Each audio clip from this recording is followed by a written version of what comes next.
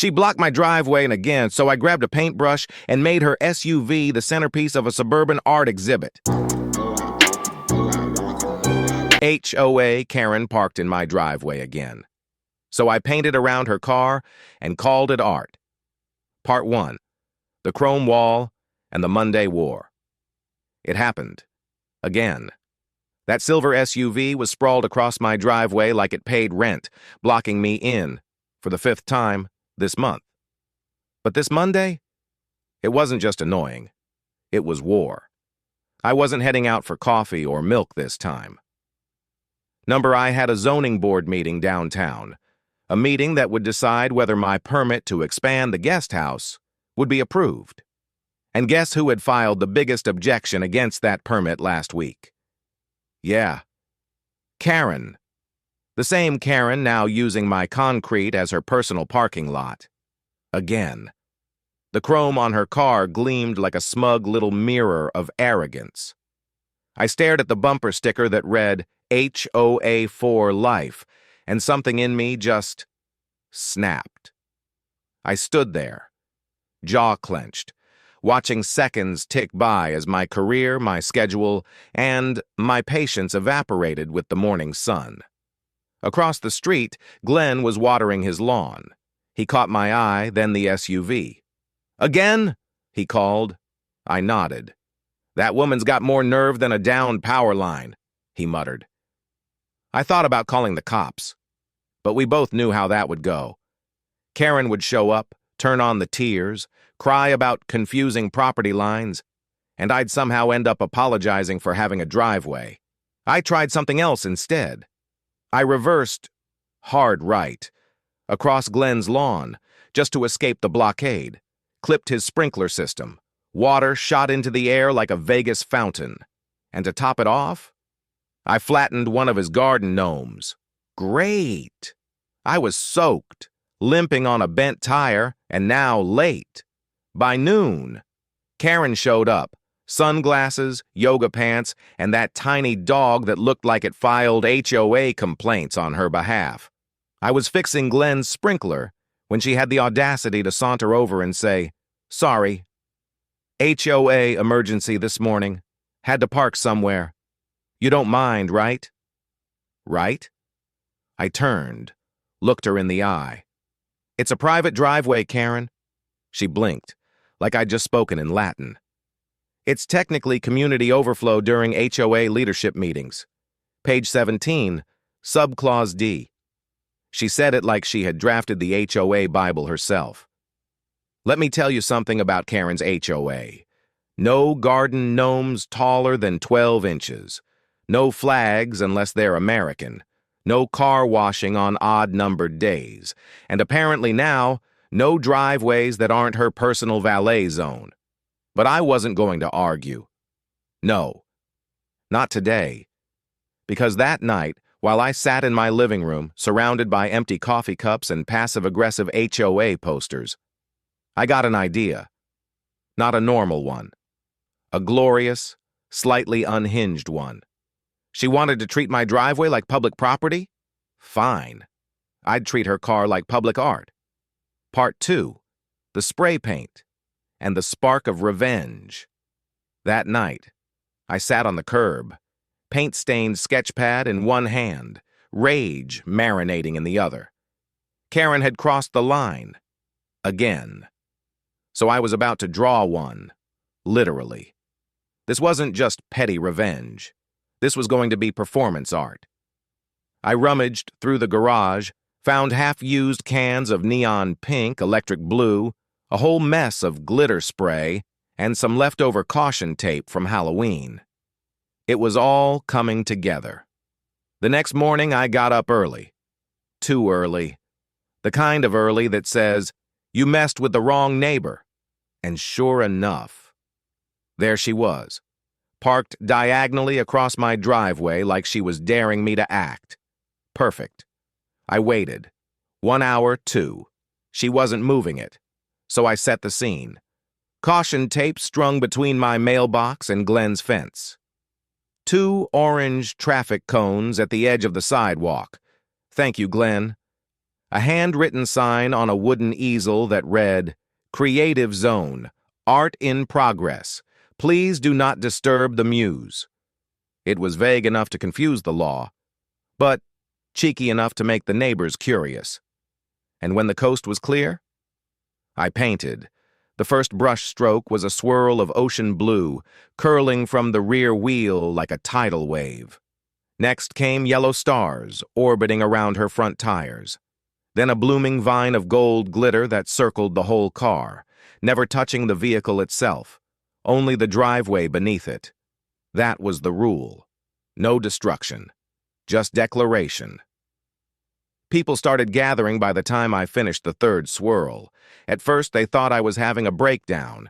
Then they realized I was making a statement. Kids clapped. Someone shouted, "Add flames!" So I did. Pink flames licking up from the ground around the bumper. Then I added ducks. Yes, ducks. Roller skating across the driveway with little speech bubbles that read, "I park where I want." It was absurd. It was surreal. It was beautiful. By sunset, my driveway had become a mural. Karen's SUV, the unknowing centerpiece. It wasn't vandalism. It was protest. It was defiance. It was art. And the best part? I didn't even touch her car. I just painted everything around it like it was a statue in the middle of a riot. Part 3. The crowd, the canvas, and Karen's meltdown. The next morning, I woke up to laughter, not from inside the house, but outside, right in front of the driveway mural I'd finished the night before. It started with a few early walkers. Then Glenn came out with a lawn chair. Then someone brought coffee and donuts. By 10 a.m., my house looked like it was hosting a block party.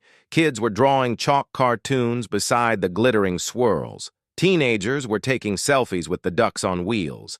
And neighbors I hadn't spoken to in months were suddenly calling me the Picasso of passive aggression. It was chaos, but it was joyful chaos. And then, right on cue, she appeared. Karen, walking down the street with oversized sunglasses, a tiny dog under one arm, and that signature expression of smug disbelief plastered across her face. She stopped, looked at her car, looked at the mural, then looked at me. "What is this?" she hissed. I took a sip of coffee and smiled. "Public art," I said. She blinked. "You vandalized my car." I pointed calmly. "Didn't touch it. The paint's on the ground, not your precious bumper." She whipped out her phone. "I'm calling the cops." "Already did," I said. "Yesterday. They laughed." She froze, and just then, as if summoned by her entitlement, a patrol car rounded the corner and slowed to a stop. Karen's eyes lit up. "Yes, officer! He painted around my vehicle as a threat." The officer stepped out, took one long look at the scene, raised an eyebrow, and then chuckled. "I've seen a lot of neighbor disputes," he said, "but this is new." He walked the mural's edge, careful not to step on the pink flames or the bubble-lettered insults. Then he looked at Karen. "Ma'am, there's no damage to your vehicle, and this driveway is on private property." "But it's harassment!" she shrieked. "This is psychological warfare!" The officer tilted his head. "It's sidewalk chalk and driveway paint." Karen's face turned a shade of red, not even in my palette. The officer turned to me. "Mind if I take a photo for my wife? She teaches art." I handed him a brush. "Be my guest." Karen stormed off, not just defeated, but ignored. And that was the true masterpiece. Part 4, the viral storm and the HOA's breaking point by sunset. Things had spiraled out of Karen's control. It wasn't just the neighbors anymore. Someone had filmed the whole scene, her meltdown, the mural, the cop chuckling, and posted it online with the caption, "When HOA drama becomes modern art." And just like that, the internet took over. Within hours, the video had thousands of views. By morning, tens of thousands. Meme pages started adding captions. Art students from the local college started tagging it. Number sign, driveway, Renaissance, and Karen. Karen was losing her mind. At first, she tried to own the narrative, posted a shaky Facebook video standing in front of the mural holding her dog like a velvet microphone. She called it emotional terrorism with a paintbrush. She demanded I apologize, said I had traumatized her with glitter, and that the mural was a visual hate crime against property owners. She even mentioned something about paint-induced panic attacks. It would have been tragic if it wasn't so hilarious. The comments section? Brutal. One person wrote, "You park like a jerk, get painted like a joke." Another? "Karen, those flames aren't from hell, they're from your parking decisions." But the best part? A local gallery reposted the video with the caption, "This is art. This is protest. This is HOA Karen, the exhibit." That's when everything changed. I got a DM from the gallery owner herself. She wanted to display a framed, high-res photo of the driveway mural in their new show titled Suburbia Unhinged. She even offered to pay for drone shots. Meanwhile, the HOA? Oh, they were freaking out. Karen called an emergency meeting, insisted all outdoor artwork had to be board-approved. And guess who chaired the aesthetics committee? Karen. She tried to introduce a rule banning, I kid you not, expressionist driveway statements. But this time, the board didn't just squirm in their chairs. One member, an older woman named Donna, looked her dead in the eye and said, "Maybe he should paint your ego next." The room went silent. Karen turned purple. And the vote? Unanimous. Her proposal was denied.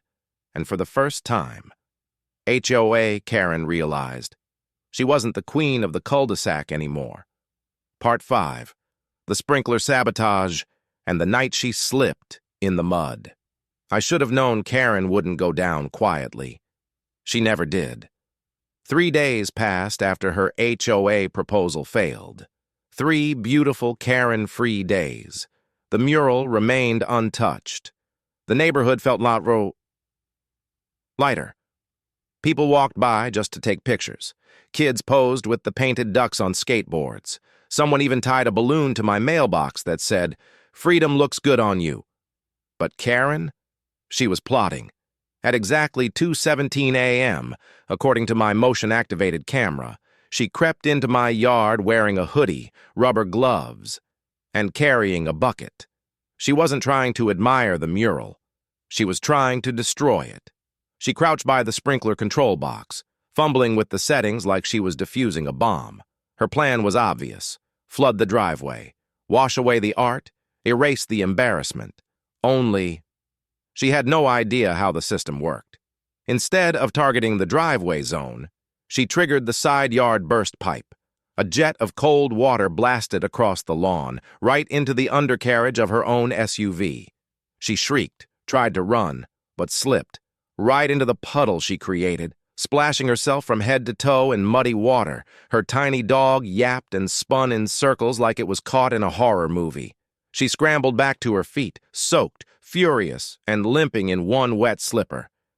By the time she vanished down the sidewalk, my driveway, still perfectly intact, but her car, now stuck in a small swamp of her own making.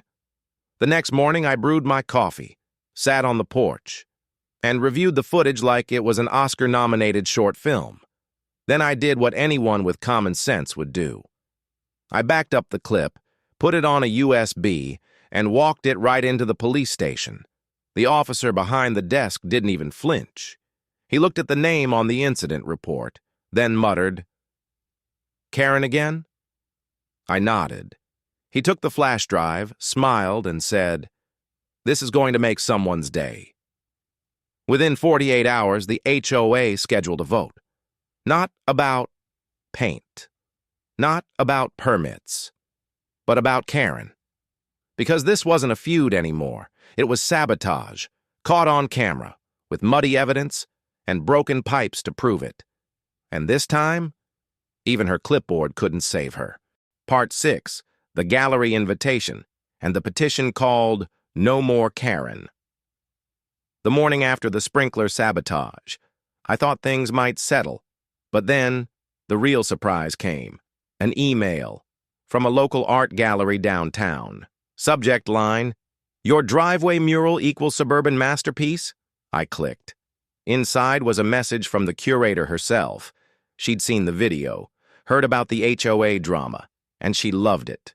She wrote, "Your mural is the perfect blend of humor, protest, and public expression. We'd like to feature it in our upcoming exhibit on suburban rebellion."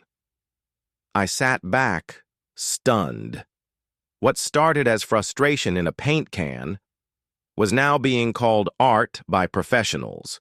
She even offered to pay for drone photos to capture the whole thing. Said she'd title it, "The Line You Crossed." I replied instantly, "Yes, on one condition." The caption beneath the photo had to read, "Inspired by real events, and one truly terrible Parker." She agreed. But that wasn't the only email I got that day. By noon, another neighbor, a guy named Paul I'd barely spoken to, slipped a folded paper into my mailbox. It was a petition. Title, "No More Karen." A vote of no confidence in her HOA leadership, a call for new elections, and a list of her greatest hits, from banning garden gnomes to yelling at toddlers for sidewalk chalk. I unfolded the last page. Over 100 signatures. In one day. It wasn't just me anymore. The whole neighborhood had had enough. The group chat was on fire. Memes, screenshots. Someone even made a t-shirt that said, "I survived Karen's HOA." And while Karen hadn't been seen since the sprinkler flood, her shadow was shrinking fast. Because people weren't scared anymore. They were laughing. Not at my mural, but with it.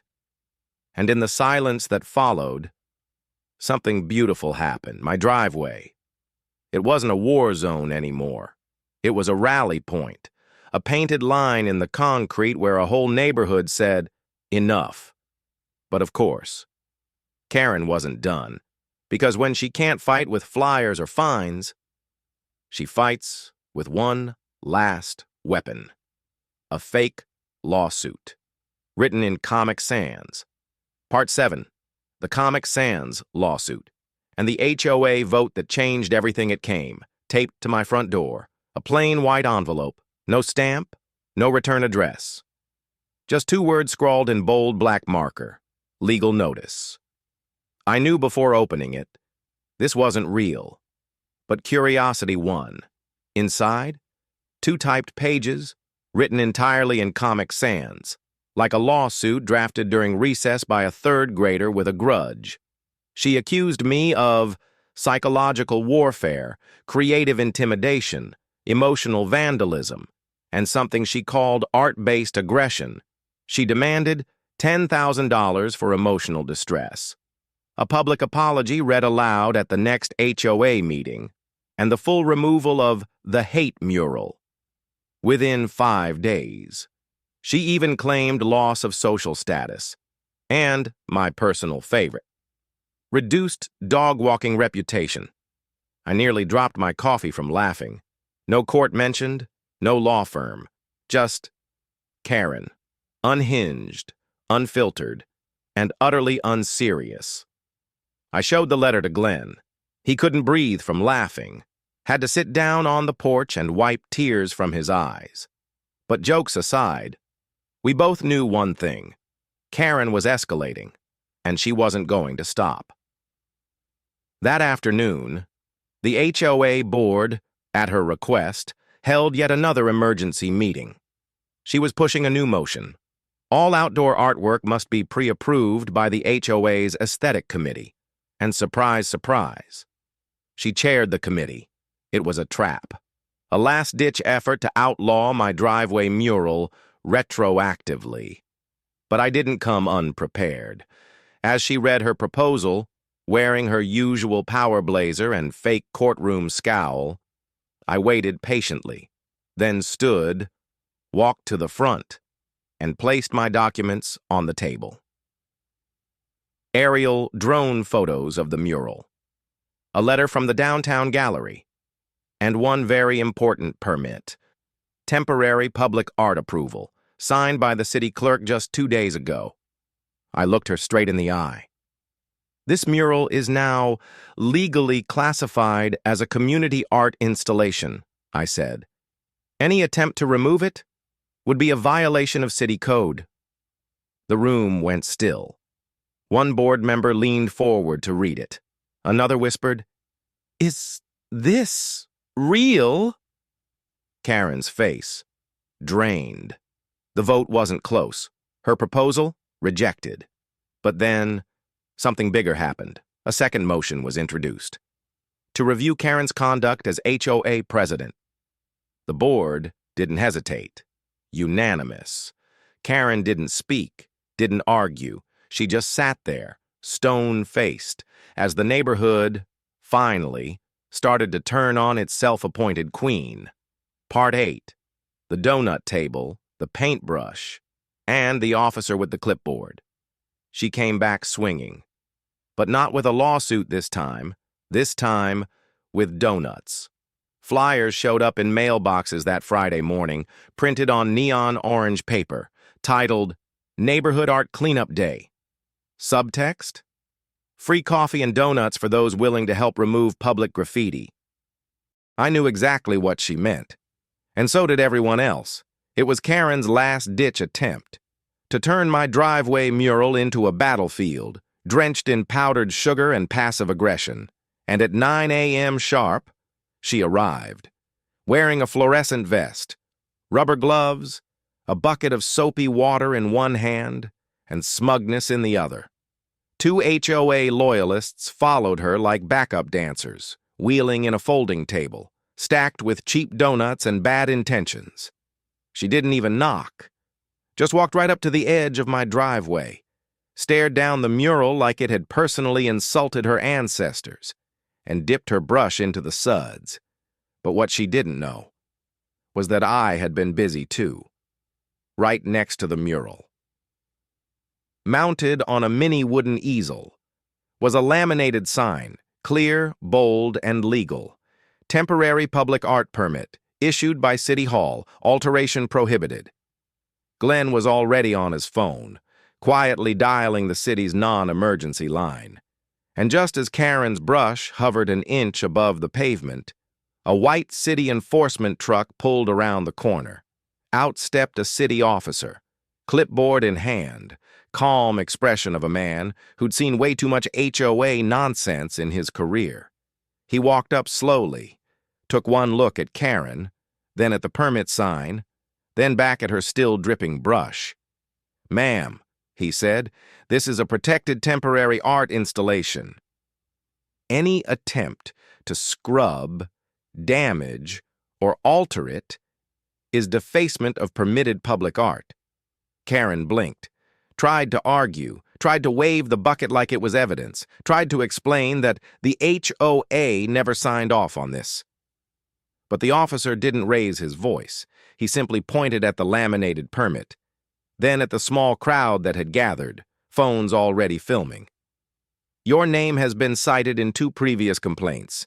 If that brush touches this driveway, I'll cite you personally, and the next step is criminal mischief." She froze, glared at the cameras, then slowly placed the brush back into the bucket. "Her donut brigade?" They started folding up the table without a word. No one took a single donut. No one clapped. No one jeered. It was quieter than silence. Karen walked away, rubber gloves still on, smelling of soap and defeat. That evening, a letter was hand-delivered to every house in the neighborhood. Official HOA notice, special vote, scheduled subject. Karen's removal as HOA president. Reasons: abuse of authority, property harassment, and attempted sabotage. I stood on my porch, permit glowing under the setting sun, watching neighbors read their copies with wide eyes and quiet nods. She had tried to wash away the mural. Instead, she washed away her last shred of control. Part 9. The vote, the blazer, and the crown that finally cracked. Tuesday evening came, and with it, the most attended HOA meeting in neighborhood history. Not a single folding chair left empty. Even the lawn outside the clubhouse had people standing shoulder to shoulder. Some holding iced tea, others holding popcorn. Because this wasn't just any meeting. This was Karen's coronation in reverse, taped to the front door of the clubhouse. In black marker was a single printed agenda. Item 1. Vote on removal of HOA President, Karen T. No one even pretended it was about anything else. Karen arrived late, wearing a red power blazer, sunglasses, and a scowl sharp enough to slice garden hose. She strutted to her seat at the front, sat tall, crossed her arms, but her usual aura? Gone. No clipboard, no whispering followers, no smug nods from the board, only silence. The room hushed as Donna, a retired school teacher and the board's most neutral voice, stood up. She didn't waste time. She didn't add drama. She just read the charges. Abuse of power, unauthorized HOA actions, personal conflicts with residents, attempted sabotage of private property, intimidation, retaliation, and false claims of creative terrorism. She closed the folder gently, lifted her eyes. Let's vote. One by one. 5 hands went up. Not a murmur, not a pause, not even from Karen's usual allies. Unanimous. The room didn't erupt. It exhaled. Soft claps, relieved murmurs. A few neighbors even wiped away happy tears. Karen stood slowly, hands trembling. She opened her mouth, maybe to fight, maybe to threaten, maybe to cry, but Donna beat her to it. You may remain a resident, but you no longer speak for this community. Karen's jaw clenched, her face pale. No one came to her defense, not one voice. She turned, stormed out, heels echoing like the last lines of a bad play. The door slammed behind her, and just like that, the spell broke. The fear she'd held over the neighborhood snapped like cheap string lights in a thunderstorm. Outside, neighbors laughed, chatted, passed around cookies and lemonade like it was a block party. And the best part? The newly elected HOA president was Heather, the quiet librarian on Elm Street, a woman whose first official act was eliminating all Karen-era rules about driveway usage, lawn ornament height, and HOA parking zones. Finally, the neighborhood could breathe. And as I walked home, the mural on my driveway shimmered under the porch light, still bold, still whole, still untouchable. And, for the first time in years, it felt like home again. Part 10. The comeback, the lawsuit, and the caption that ended it. All you'd think getting booted from her HOA throne would humble her, make her disappear. Maybe even spark a little self-reflection. But no. Karen didn't retreat. She reloaded. 3 days later, I woke to find a manila envelope duct taped to my front door. Bold text across the front. Legal notice. No postage, no return address, no signature. Inside, 2 pages, typed in Comic Sans. She accused me of psychological warfare, public humiliation, creative defamation, and paint-related trauma. I kid you not. She demanded $10,000 for emotional damages, plus removal of the entire mural and a written apology, to be read aloud at the next HOA meeting. She even claimed I'd harmed her dog-walking reputation. I nearly spilled my coffee laughing. It wasn't from a lawyer, no letterhead, no case number, just pure Karen, desperate, dramatic, and completely delusional. I showed it to Glenn next door. He had to sit down on the porch to catch his breath. But I wasn't laughing for long, because underneath the chaos was a warning. Karen wasn't done. That afternoon, the newly restructured HOA board held a meeting at Karen's insistence. Apparently, she'd proposed a brand new rule. All outdoor artwork must be approved by the HOA Aesthetics Committee. And guess who still chaired that committee? Yup, Karen. It was a sloppy, last-ditch effort to retroactively outlaw my driveway mural. I didn't panic. I showed up with a printed copy of the city's public art guidelines, high-res drone photos of the mural, and a temporary public art permit I'd quietly secured 2 days earlier. Shout out to the city clerk, who laughed so hard when I told him the backstory, he gave me the form, personally. When Karen finished reading her proposal, voice shaking, blazer rumpled, I calmly placed the documents on the table. "This driveway mural," I said, "has been granted temporary status as a community art installation. Any attempt to alter, remove, or interfere would violate city code." Silence. One board member leaned in. Another read the permit twice. Karen's face dropped like a chandelier with a loose screw. They voted. Karen's proposal? Rejected. But more importantly, another motion was raised to formally review Karen's conduct for continued harassment. That one passed, unanimously. And just like that, her last power play collapsed. But the best part came later that evening, when I installed a new wooden sign beside the mural, laminated, weatherproof, unmissable.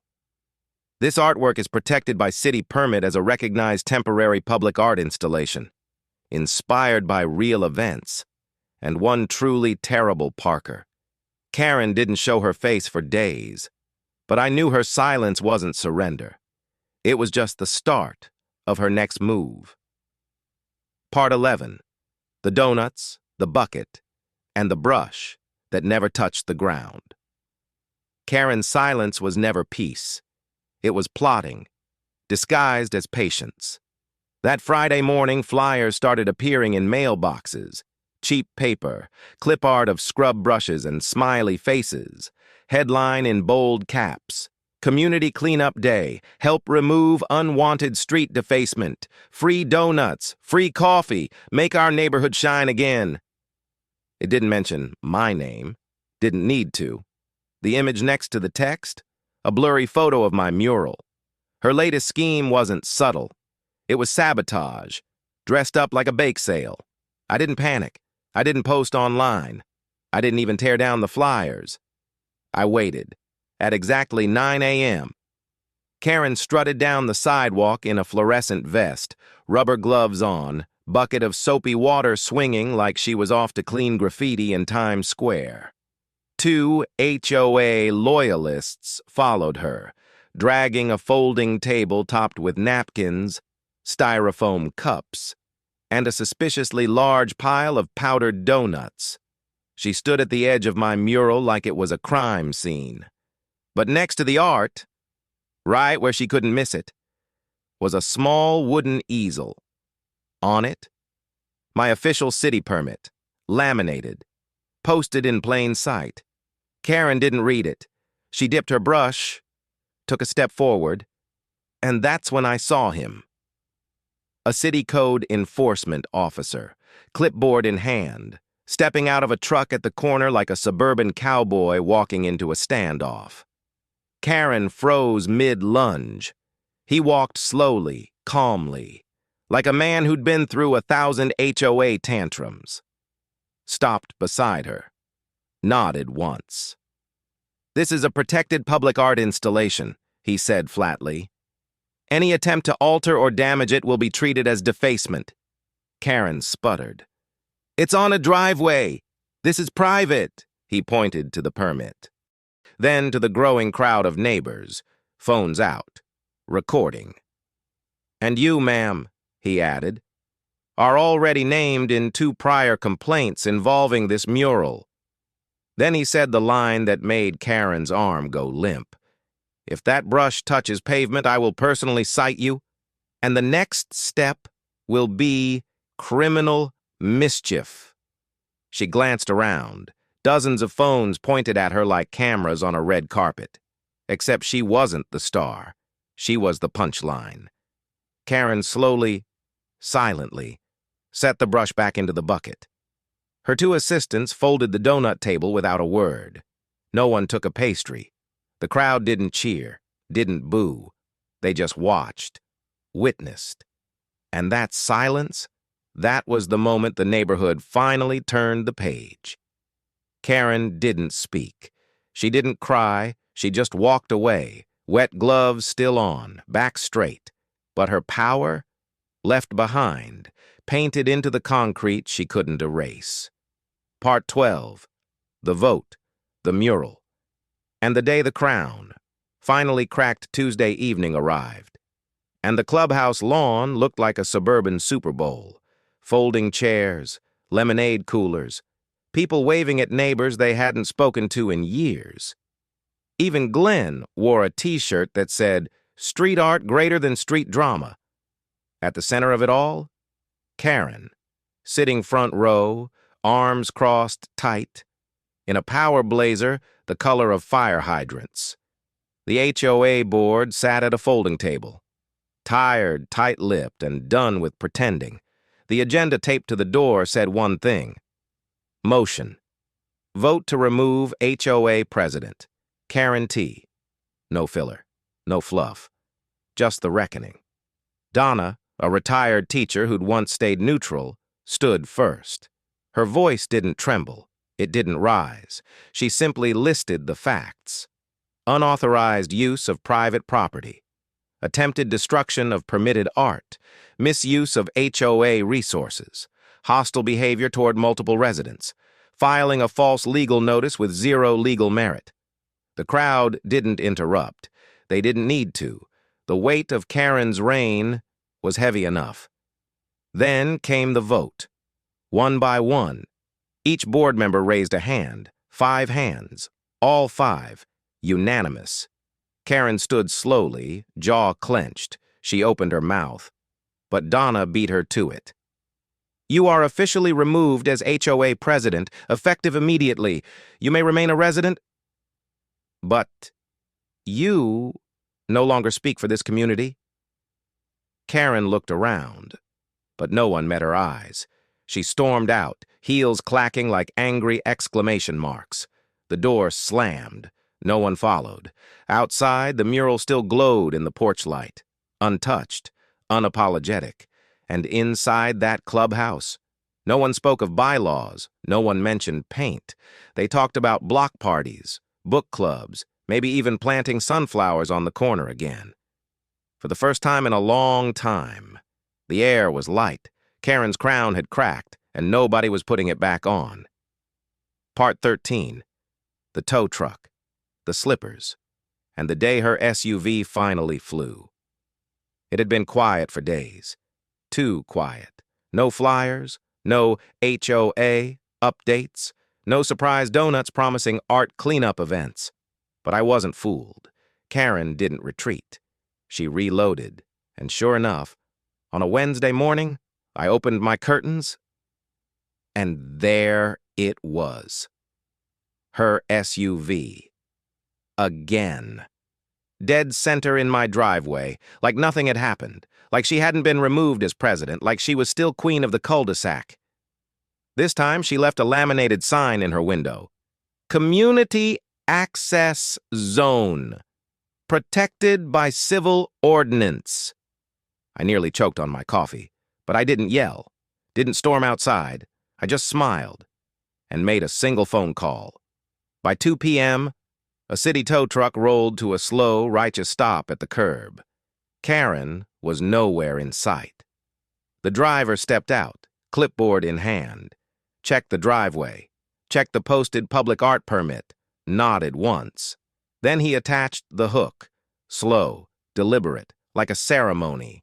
And just as the SUV began to lift, here came Karen, pink slippers flapping, tiny dog under one arm, screaming like the sky was falling. "Stop! That's my car! That's private property! The city worker didn't flinch, didn't even pause, just handed her a bright yellow citation and kept on winching. Her SUV rose like some cursed monument being lifted from the earth. Neighbors gathered. Phones came out. Someone whispered, "She parked like a queen." And now, she's being escorted like a clown. Karen shouted about lawsuits, about violations, about how she was being targeted. The tow truck driver just tapped the city seal on his jacket and said, "Talk to code enforcement." They already warned you. And with that, her SUV disappeared down the street, one defeated beep at a time. For once, Karen didn't win. She didn't even draw. She was gone. And all that remained was a shimmering mural beneath empty sky, and a community that had finally had enough. Part 14. The mural, the gallery, and the art that ended her rule. The driveway felt different after that tow truck left. Not just empty, but cleansed. The swirls of color around the SUV's outline still shimmered in the sun. Gold where the tires had been. Blue curls arcing behind where her bumper used to block my mornings. But now they weren't a protest. They were art, uninterrupted, unbothered. That weekend, the photographer from the downtown gallery arrived. Drone in hand, tripod over shoulder, she crouched beside the glittering paint and smiled. "It's bold, hilarious, tragic, and oddly beautiful," she said. "Exactly what suburban art should be." She snapped shots from every angle, even climbed Glenn's ladder to get a wide aerial. When she was done, she handed me a small laminated card. The exhibit title, "The Line You Crossed." Beneath it, the description, "One artist's response to unchecked authority in a suburban war zone. Medium, acrylic, petty vengeance, and hope." I laughed so hard I nearly cried.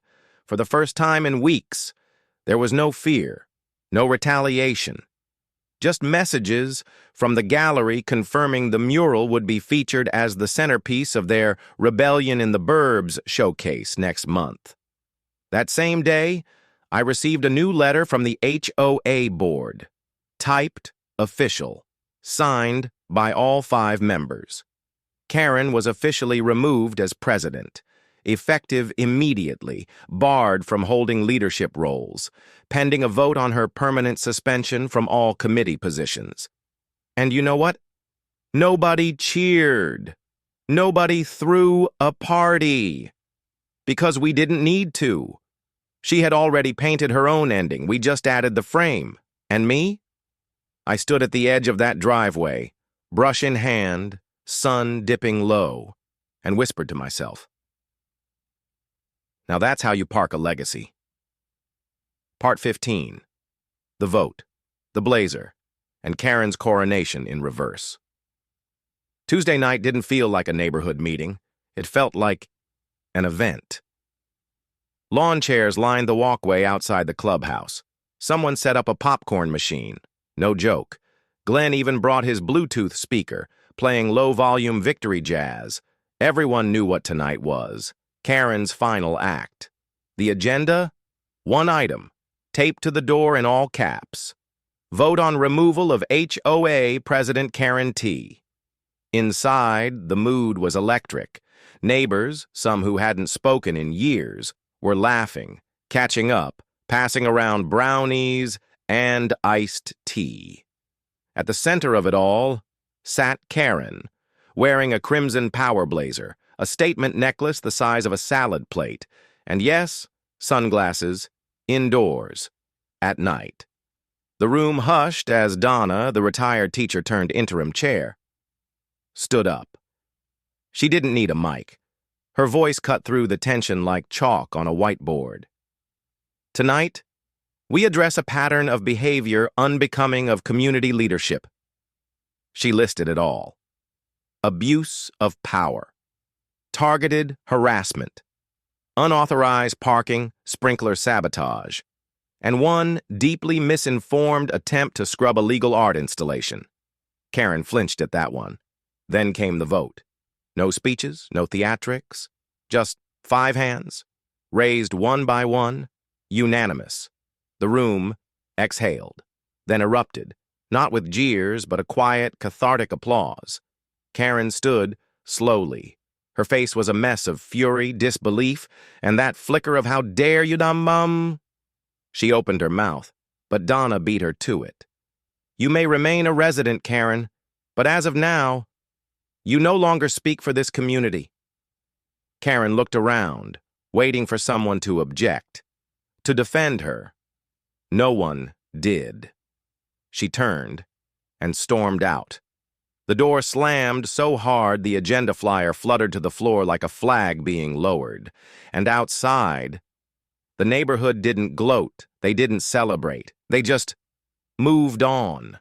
Like a spell had been broken, a queen, dethroned not by force, but by vote. And me? I stepped out into the cool night air, looked at my driveway mural glowing in the streetlight, and smiled. Because sometimes the loudest wind allows my bill is a room full of people who finally said enough. Part 16. The librarian, the lawns, and I'm in the new HOA era. You could feel it the very next morning. The silence wasn't suspicious anymore. It was peaceful. No angry flyers on mailboxes, no anonymous complaint slips, no HOA patrols with clipboards pacing the sidewalks like meter maids with a grudge. Karen was out, and in her place, Heather, the neighborhood's quiet librarian, who had somehow become president of the HOA by a landslide write-in vote without even campaigning. At the first meeting under her leadership, she showed up in a cardigan with teacups on it. She opened the session by saying, "I don't want power. I want peace, and maybe a little less drama."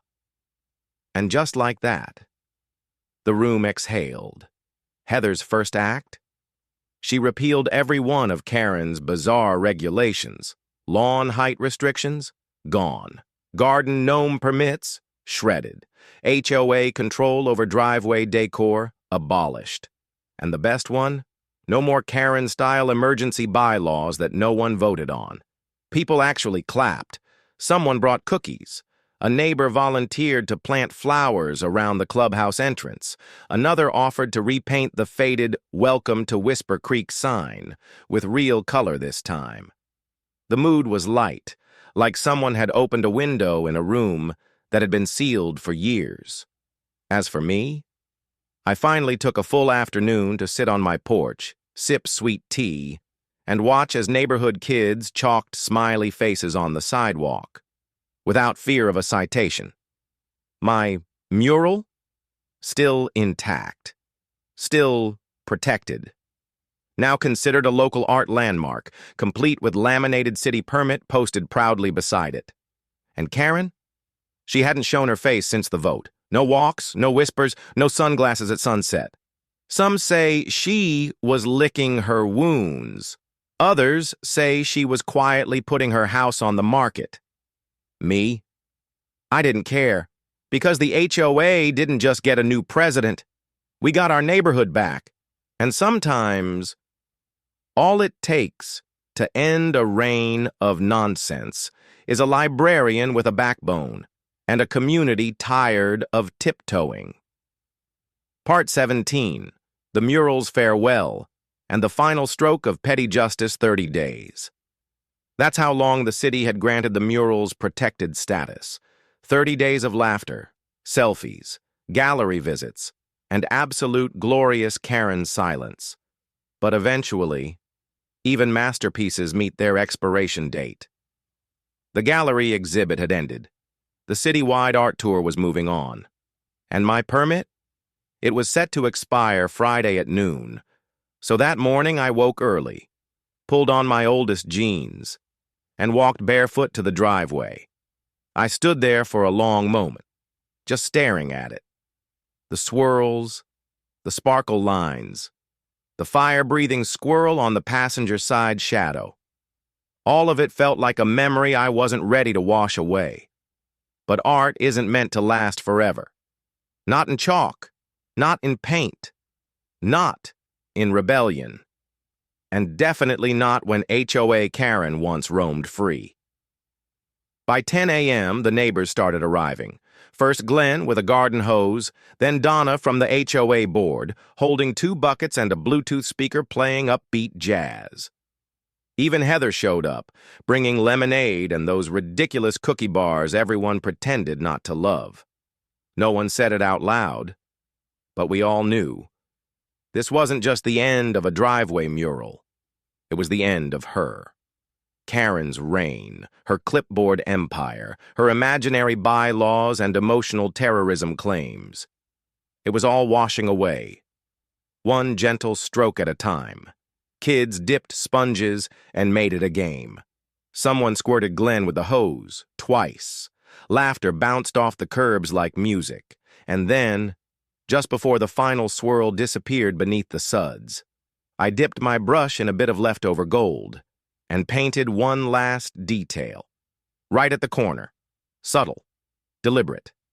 A tiny cartoon of Karen's oversized sunglasses, crooked, askew, with a speech bubble above them that read, "Next time, I'll just knock." People roared. Glenn wiped his eyes from laughing too hard. Donna clutched her stomach. Even Heather chuckled behind her clipboard. No one asked me to remove it. In fact, they made me promise to preserve it, so I cut that one square of painted pavement out the next day, sealed it in resin, and mounted it on a wooden plaque. It now hangs in the local gallery lobby under the title, "The Line You Crossed." Subtext, a portrait of suburban rebellion and one truly terrible Parker. And just like that, the war ended. Not with a lawsuit, not with yelling, not with one more HOA meltdown, but with brushes, water balloons, and a joke that lasted longer than Karen's power ever did. Sometimes, the best way to fight back is to turn someone's arrogance into art.